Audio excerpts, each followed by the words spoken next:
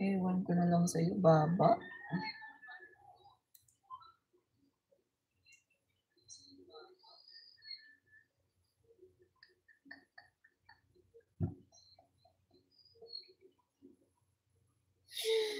Ay, nakakatawa si Baba, no?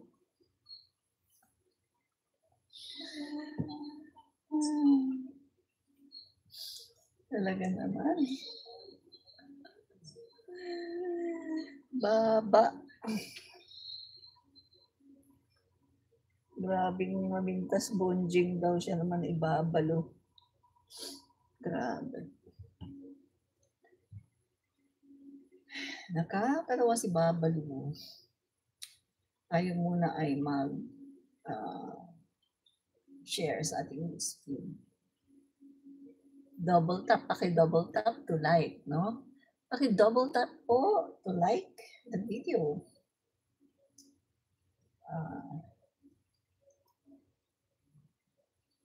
Si Babalina. Si Babalina. Si Babalina. Si Babalina.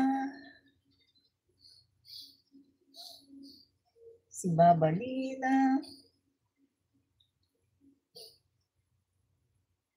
Si Babalina.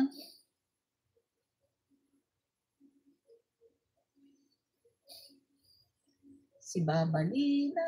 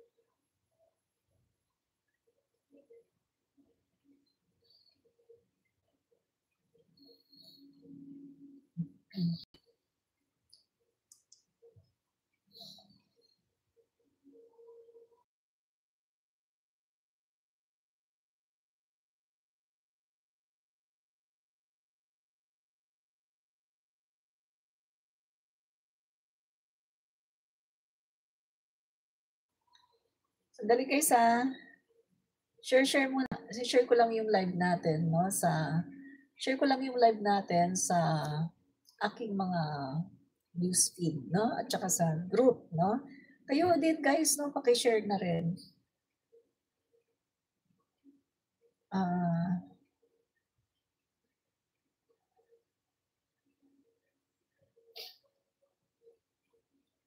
Bigay sa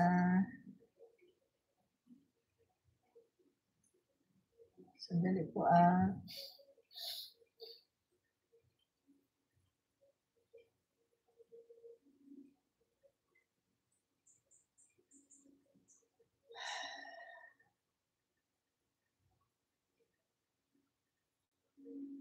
Okay.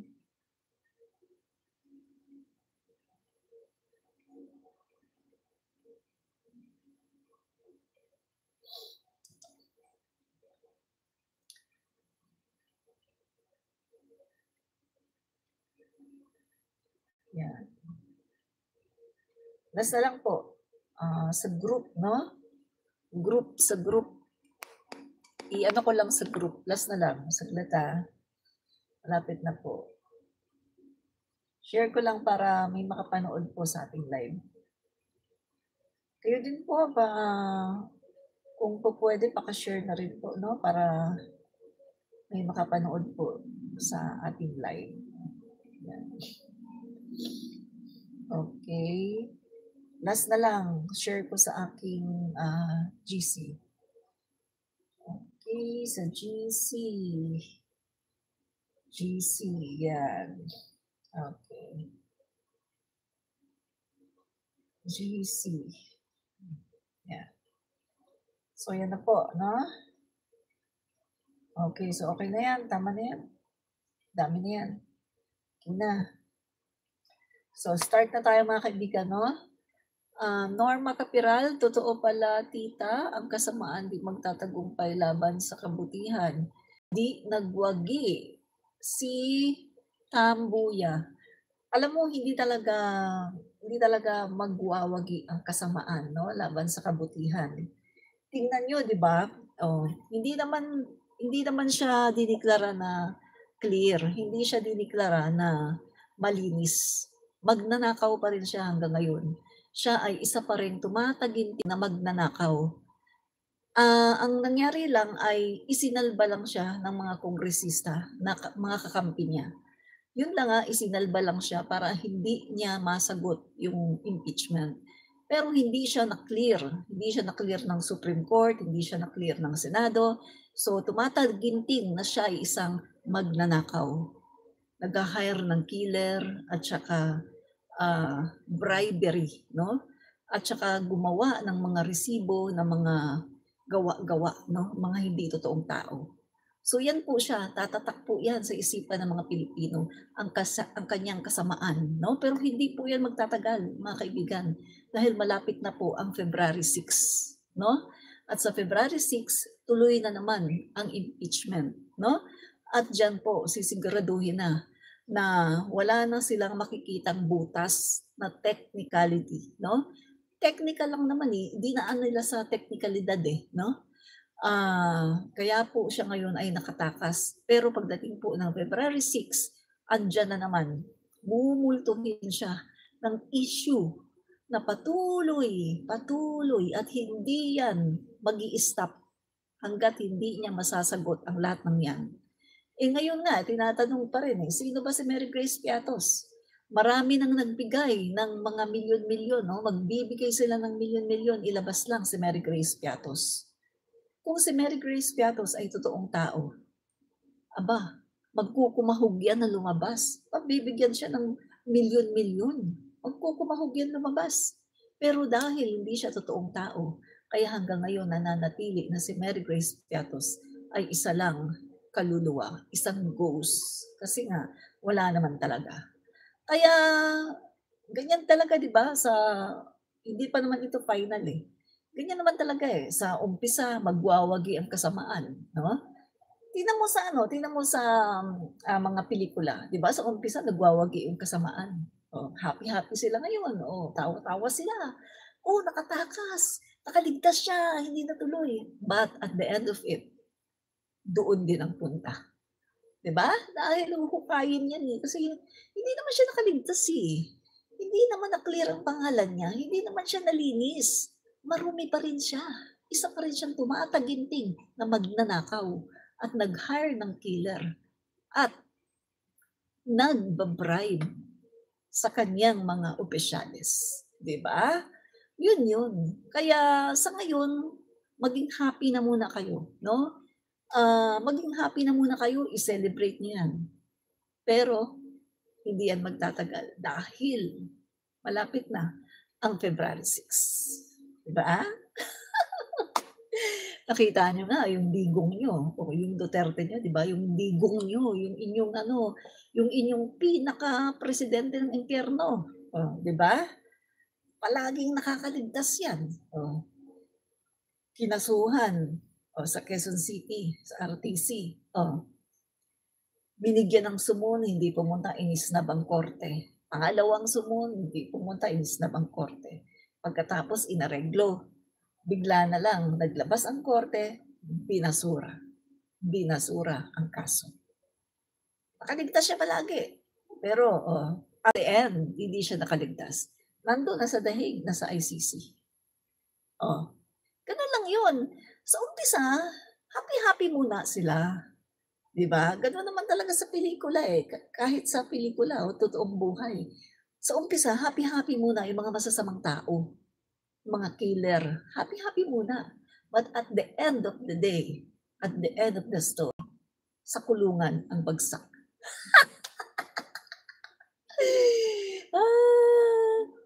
Talo kayo, no? Talo kayo.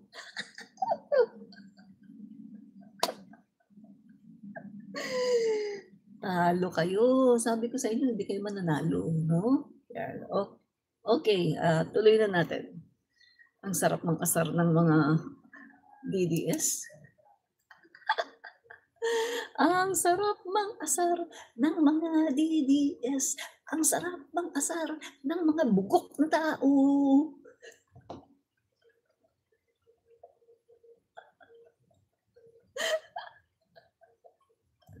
Ang sarap mang-asar ng mga bugok na DDS. Ang sarap mang-asar ng mga bugok na DDS.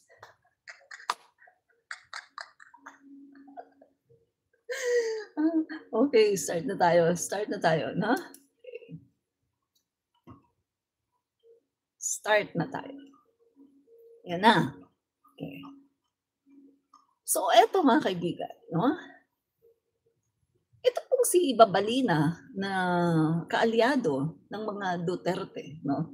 Si Babalina na kaalyado ni Lustay, no? Ni Sara Lustay. Meron pong mga sinasabi, no? Mga kung ano-anong mga sinasabi na hindi maganda, no? Sa Congress. Boboto lang siya, boboto lang kung ano-ano pang sinasabi nitong si Babalina, no? So, eto mga kababayan, huwag kayong makisandok sa hindi ninyo kusina. Unang-una sa lahat, si Babalina ay walang karapatan na magsalita, utusan ang HOR, lalong-lalo na co-equal branch of the government. Co-equal sila, no? Hindi nga sila pinapakialaman ng HOR eh. So dapat itong mga senador na katulad ni Babalina ay hindi rin dapat makialam. So ito na mga kababayan, no? Habang pinaglalaban ng mga kongresista ang katotohanan at karapatang i-impeach itong si VP Sara Duterte, ito namang si Babalina ay nako, again and again, cross the line. Okay. So, she crossed the line, mga kaibigan, no? Ang sabi ni Babalina, palitan nyo na ang speaker nyo, no? Sabi ni Babalina. And then, eto anong klaseng senador ang nag-uutos na palitan ang pinuno ng isang co-equal branch of the government? That's why the House clapped back with a line that says it all. Huwag kayong makisandok sa hindi nyo kusina. Diba? So pag pumunta ka sa isang bahay, hindi ka pwedeng punta ka agad sa kusina, sasandok ka ng pagkain, pagkatapos kakain ka. Hindi pwede yun. So pag pumunta ka sa isang bahay, behave ka lang. Kapag ikaw ay inaya na kain tayo, doon ka lang kakain. Uupo ka, kakain ka. Hindi yung pagpunta mo, puntang kusina, sasandok ka at home, no? Hindi ganun. Ibig sabihin, mga kaibigan, ang HOR ay co-equal branch of government, hindi niya pwedeng utusan kung ano ang dapat gawin, no? So itong sa ginawa ni Babalina, she crossed the line, mga kaibigan, no? So maraming nagalit sa kanya ng mga kongresista, no? Maraming nagalit. Okay. Eto, huwag kayo makisandok sa hindi nyo kusina. Diba? Tama lang. Dahil hindi Senado ang may monopolya ng hustisya. Kung ang nakikita natin dito, ang palagi nagmomonopoly, no, ng hustisya ay ang Senado, hindi ang Kongreso. Dahil ang Kongreso, palagi lang silang nag-i-stick sa katotohanan at sa tama. Diba? Good day, Ma'am Admin Rich. Bago tumutok, like and share muna. Matik, maraming salamat kay Miucas Santos. Marami pong salamat, no? Flower, maka-DDS, maka-China, maka-impyerno, synonymous, haha. Correct ka dyan, ng mga DDS na yan, no? Jacqueline Osabel, hi ma'am, watching from Cebu, solid BBM hanggang ngayon. Yes po, solid BBM tayo, no, mga kaibigan. Solid BBM tayo. Okay. Hindi katulad ng mga DDS, no, na alam mo na, yan. So, okay, so tuloy tayo, no? Tuloy tayo. So ito na nga mga kaibigan, ang Speaker of the House is mandated by the Constitution. Wala siyang pakialam na utusan, no? Yung etong mga kongreso na magpalit ng speaker. Dahil si Speaker Martin Romualdez ay mandated, ng Konstitusyon ng Pilipinas, no? Ang speaker ay halal ng mayorya, the majority of the Congress, no? Ay inihalal ang speaker. Hindi ito kinatawan na pipitsuging posisyon lamang. May sariling kapangyarihan ng House, lalo na sa impeachment. Hindi pwedeng diktahan, lalo naman na hindi pwedeng basta-basta na lang na sabihan na paalisin at palitan, no? Lalo na ng mga takot sa katotohanan na katulad ni Amy Babalina, no? So, ito, why is the Senate in rush to bury the case? Tingnan niyo mga kaibigan na. Kitang-kita natin yung pagra-rush nila dito. Noong February 5, natanggap nila, no, yung verified impeachment. Inupuan, sabi sa ano na daw, June 2. Nung malapit na ang June 2, sabi sa June 11 na. Nung malapit na ang June 11, sabi after SONA, July 27. Nung malapit na ang SONA, minadali na nila mga kaibigan. Ang sabi nung Senado, August 4 na lang, August 4. Bakit gusto nila ng August 4? Kasi purposely hinihintay nila ang paglabas ng desisyon ng Korte Suprema. Kaya nga makikita natin mga kaibigan, kung i-connect natin yung mga pinaggagawa ng Senado, maiko-connecta natin ito na naghihintay sila sa desisyon ng Korte Suprema. Kung titingnan natin, ang sinasabi sa Constitution, fourth win, pero hindi po nila ginawa ang fourth win.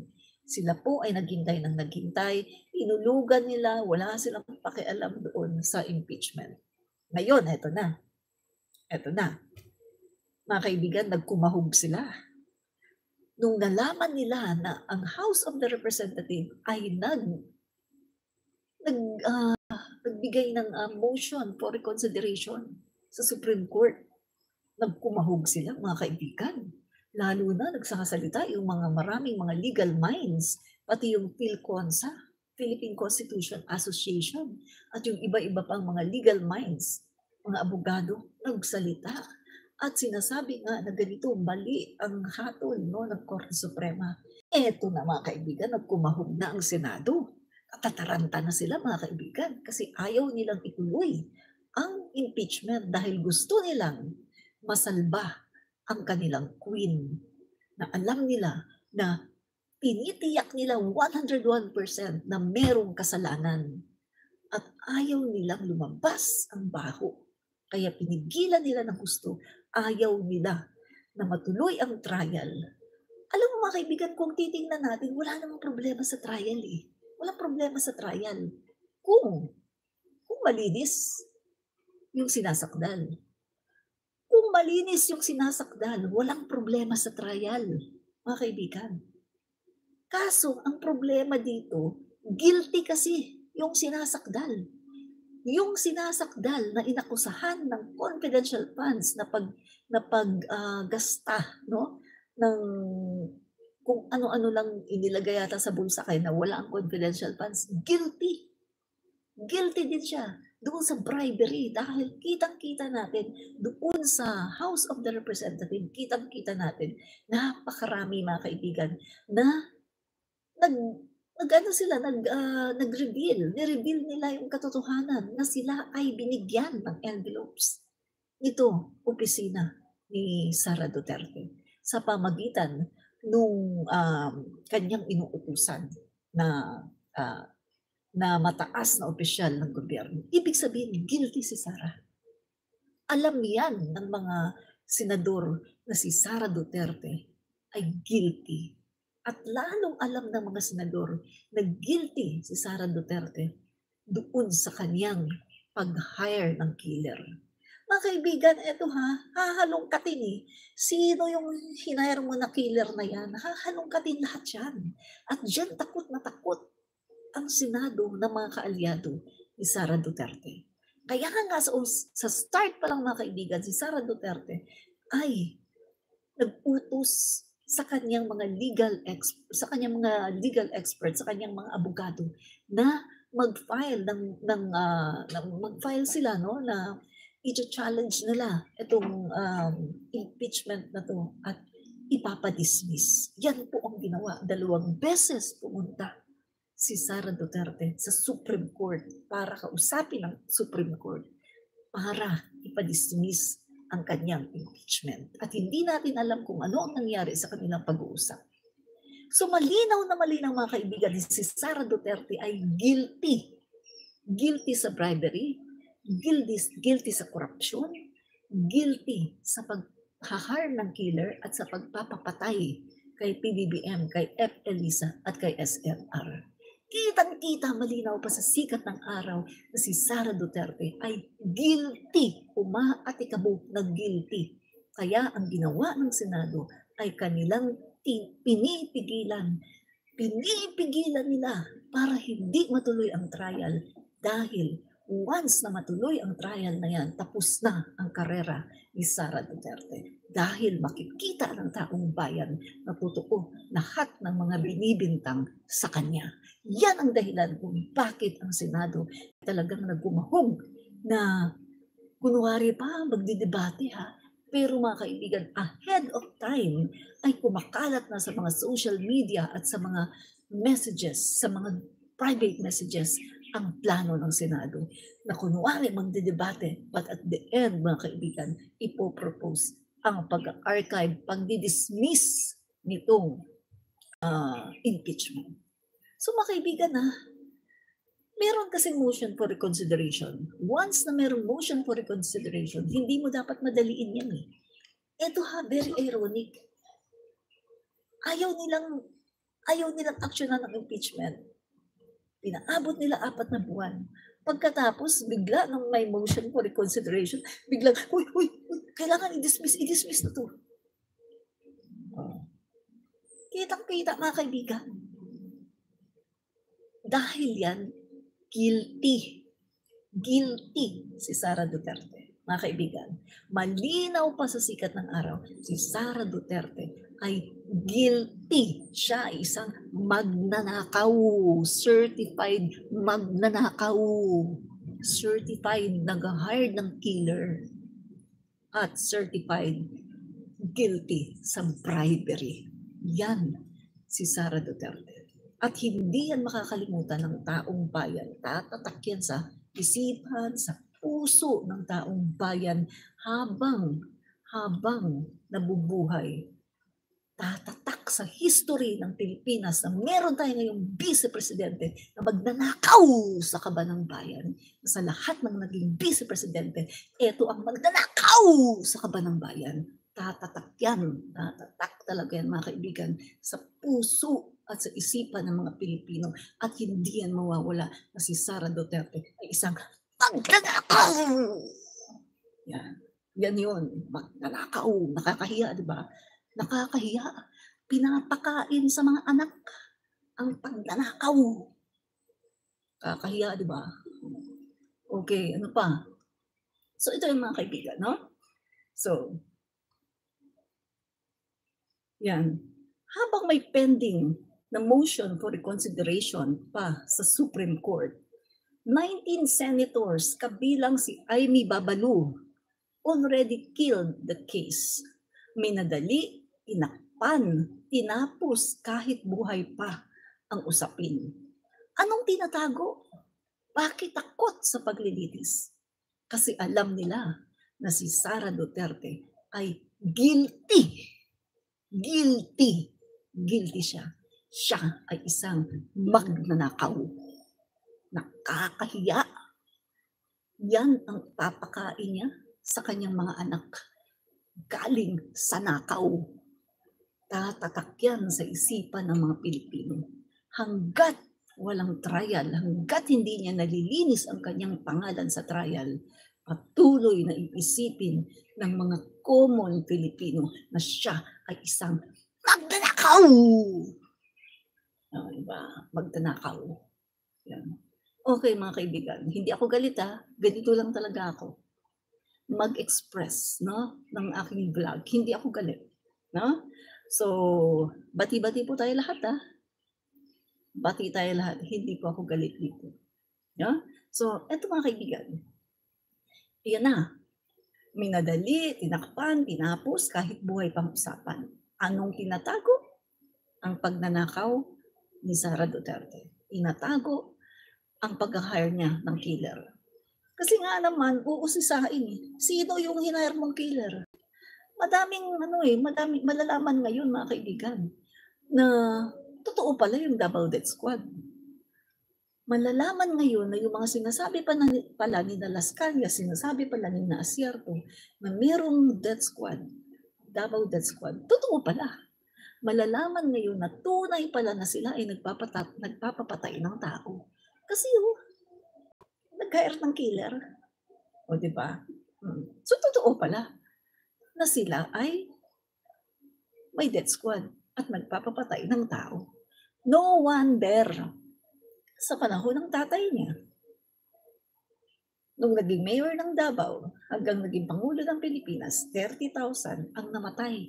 Extrajudicial killings dahil sila pala ay talagang nagpapatsugi ng tao at meron silang death squad. No wonder. Diba? So, tuloy natin. Okay. So, yun mga kaibigan, no? Let's not forget, mga kaibigan, no? Kasi itong si Aimee Babalina, no? Itong si Aimee Babalina, ang daming sinasabi. Kesyo palitan niyo na ng speaker niyo, kesyo bonjing daw, etc. etc. Sabi ko nga mga kaibigan, bago ka magsalita ng bonjing, pakitingnan mo muna yung baba mo na pinatapyas mo kay Belo. Pakisalat-salat mo muna yung baba mo na pinatapyas mo kay Belo. Na kung wala ka lang pera, no? Kung wala kang pera, hindi ka gaganda. Diba? Sa totoo lang, effort na effort sa pagpapaganda ha. My God! Pati kutis ha, pinapaputi. Ang itim-itim niyan dati. Eh. Kahaba ng baba ni Babalu. Oh, Babalu Aimee, ang haba ng baba. Grabe, walang-wala talaga sa itsura ni PBBM at saka ni Irene. Yang si Babalina, sobrang haba ng baba, no? Ang sama ng ugali. Eh, kaya naman pala eh, di ba? Alam na natin kung bakit, no? So, ito mga kaibigan, no? Huwag natin kakalimutan, no? Ito pong si Aimee Babalu, yung kanyang track record. Yung track record po ni Aimee Babalu, siya po ay involved sa Trajano case, no? May korte na nagdesisyon. O, nirespeto ba ni Aimee? Issue ng pangangabit niya. Bawal yan sa batas. Ginawa ba ni Aimee? Ginawa ba niya, sinunod ba niya ang batas? Hindi. Ayun, inagaw niya si Manotok kay Aurora Pijuan. Yung ambisyong gustong maging presidente, ayon sa mga nakakilala sa Marcos family. O di ba? Anong sinabi niya nung nakakaraan na sana pala ako na lang ang nagpresidente? May ambisyon siya magpresidente, pero hindi naman siya mananalo at hindi naman siya ang gusto ng tao. Dahil ever since talaga, si PBBM talaga ang pinagkakaguluhan na parang rockstar. Di ba? So, ngayon mga kaibigan, ginagawa niya, sinisiraan niya si PBBM, no? Dahil natatakot siya na baka sinisiraan niya si PBBM at saka si Speaker dahil natatakot siya na baka si Speaker Martin ang patakbuhin ni PBBM as President, no, of the Philippines pagdating ng 2028. Kaya takot na takot siya, no? So, dito ay dumidikit siya sa mga Duterte, no, mga kaibigan, no? Naalala niyo ba mga kaibigan, di ba? 2016, kampanyahan, si Duterte, mga kaibigan, pumunta yan sa Ilocos Norte, kasama pa si Bongo, no? Payat pa si Bongo na mukhang gusgus, no? So, pumunta yan doon sa Ilocos Norte, nagmakaawa. At yun, humingi ng suporta. Ito namang si Aimee, pinakilala naman si Duterte sa mga loyalista, sa mga Marcos loyalists. Ayun, sinuportahan ng mga loyalista at ng mga Marcos supporters. O nung nangyari, nanalo. Kasi nga sinuportahan natin eh. Yan po ang nangyari, di ba? Na kung titignan natin, wala eh, hindi naman kilala yan eh. Diyan lang yan sa Davao eh. No? Diyan lang yan sa kanila, local lang yan, local sa Davao lang, hindi kilala. Hindi talaga yan mananalo. Kaya ang laki ng utang na loob ng mga yan sa mga Marcos loyalists, Marcos supporters. malaki ang utang na loob ng mga Duterte, no? So ngayon, mga kaibigan, gustong pumosisyon ni Amy. Gusto yatang maging presidente. Akala naman niya mananalo silang dalawa ni Sara. Aba, binabasura na nga sila eh, no? Eh, ang Ilocos nga eh, marami mga Ilocano ayaw na kay Amy, no? So, lalong hindi nila dapat panghimasukan, no, ang kusinang gumagawa ng hustisya sa mga kababayan, no, mga kaibigan. Ito, mga kaibigan,